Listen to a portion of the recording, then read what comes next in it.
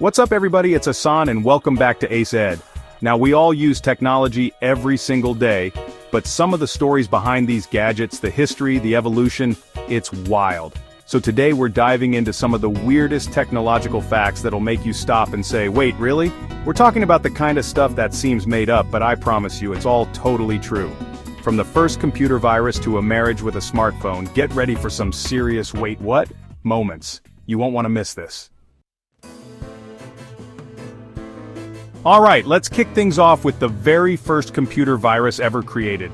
Picture it, 1971. The internet as we know it doesn't even exist yet, but we've got these massive computers taking up entire rooms, and a guy named Bob Thomas creates something called the creeper virus.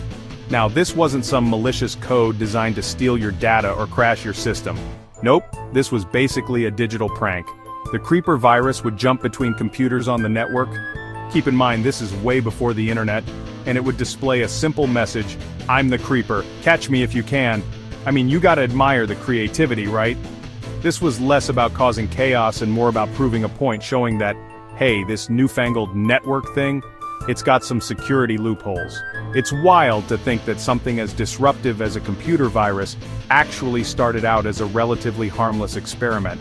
It really makes you wonder about the motivations behind some of the tech we see today, doesn't it? Anyways, the creeper virus paved the way for the more complex, and sometimes much more annoying viruses we encounter today. Today, we carry around tiny microSD cards that can hold terabytes of data, which is insane.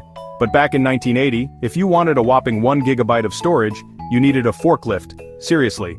IBM released the 3380 storage unit, and this thing was a beast. We're talking over 500 pounds, like 2 refrigerators heavy. It was the size of a refrigerator too, actually.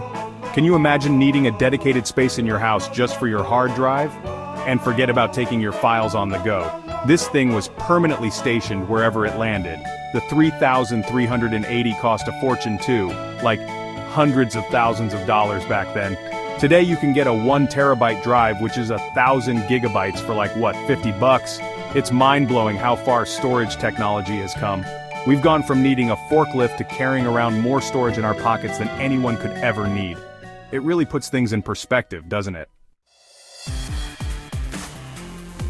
Okay, this next one is less about a physical gadget and more about the sheer power of possibilities. We're talking about chess. You know, that game with the horses and the castles and the never-ending strategies? Well, get this. There are more possible iterations of a chess game than there are atoms in the known universe. Let that sink in for a second. Think about every single move, every single capture, every single possible outcome. It's a number so large that it's practically impossible for our brains to comprehend. It just goes to show you the incredible complexity and depth of this game. No wonder some people dedicate their entire lives to mastering it. I'm not even that good at chess, but knowing this fact makes me want to pick up a board and try to wrap my head around even a fraction of those possibilities. Chapter 4. Alright, let's talk about webcams. These days they're everywhere, but back in the early 90s they were unheard of. And the very first webcam, it was invented for the most relatable reason ever, to monitor a coffee pot. No, seriously, at the University of Cambridge, a group of researchers got tired of walking all the way to the Trojan Room coffee pot, only to find it empty. So what did they do? They set up a camera, a very, very basic camera, pointed at the coffee pot and rigged it to stream live images to their computer screens. This was revolutionary. People from all over the university, and eventually, the world, could check the live feed to see if there was fresh coffee. The Trojan Room coffee pot became an internet sensation, and it all started with a simple desire to avoid a wasted trip.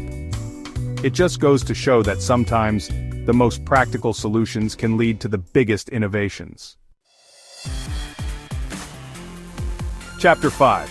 Alright, buckle up because this next one is straight out of a Black Mirror episode. In 2014, in Las Vegas of course, a woman legally married her smartphone. Yeah, you heard that right. Her smartphone. Now before you say it, I know what you're thinking. This has to be some kind of publicity stunt, right? And hey, maybe it was. But it still makes you think about our relationship with technology. We're constantly glued to our phones, scrolling through social media, taking endless selfies. Have we crossed a line? Are we too attached? I don't have the answers, but I do know that this story sparked a lot of conversation about our digital habits. And hey, maybe that's the point. Sometimes it takes something extreme to make us stop and think about our own relationship with the tech we use every day. Chapter 6. Alright, let's rewind the clock way back to 1787. Long before the iPhone's bedtime mode, there was Levi Hutchins, a man who just wanted to wake up on time. He invented the very first alarm clock, but there was one small catch. It could only ring at 4 a.m. That's it. No snooze button, no adjusting the time, just a guaranteed wake-up call before the crack of dawn. Now I don't know about you, but I'm not exactly a morning person. I can only imagine the frustration of being jolted awake at 4 a.m., especially back then when there was no electricity, no internet, nothing to do but start your day. But hey, you gotta give Levi credit for innovation. His invention paved the way for the alarm clocks we know and love, or maybe love to hate, today. And thankfully we've got a lot more options than just 4 a.m. Ever get frustrated with buffering videos or slow download speeds? Yeah, me too. But then I remember that NASA exists, and they're out here casually browsing the internet at 91 gigabits per second. Let me repeat that, 91 gigabits per second. To put that into perspective, the average home internet speed in the US is a little over 100 megabits per second. NASA's internet is almost 1,000 times faster. They're not streaming Netflix in 8K though. They need that kind of speed to handle massive amounts of data from space missions, telescopes, you name it. It's just another reminder that while we're all out here complaining about our Wi-Fi, there's a whole other level of internet speed that most of us can only dream of. Chapter 8. The birth of .com, March 15, 1985. Remember that date because it marks a pivotal moment in internet history. It's the day the very first domain name was ever registered, symbolics.com. Symbolics was a computer company, and they snagged that .com domain name before anyone else even knew what the internet would become.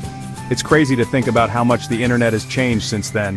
Back in 1985, it was just a niche network for academics and researchers. Today it's an essential part of our lives. And it all started with that one domain name, symbolics.com. I wonder if they knew what they were starting. Chapter 9, the email to myself that changed everything. Have you ever emailed yourself a reminder or forwarded a funny meme to your personal account so you can find it later? Well, you have Ray Tomlinson to thank for that.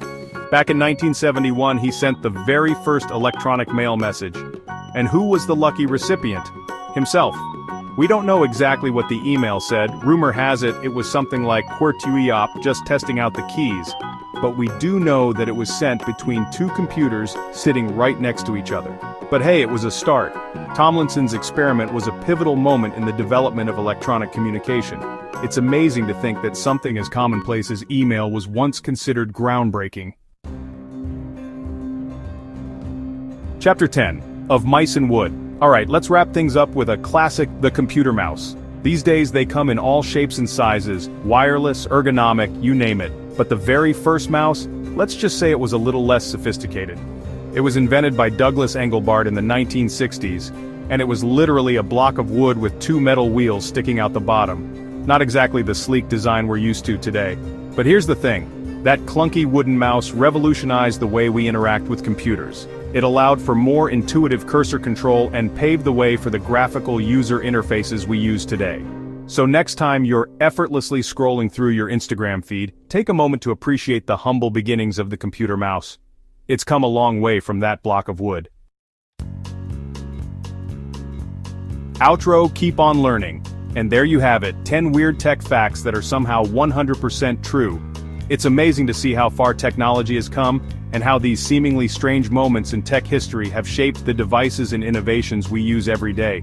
If you enjoyed this trip down tech memory lane, make sure you give this video a big thumbs up, and subscribe to Ace Ed for more mind-blowing content. Until next time, keep exploring, keep learning, and I'll catch you in the next one. Peace.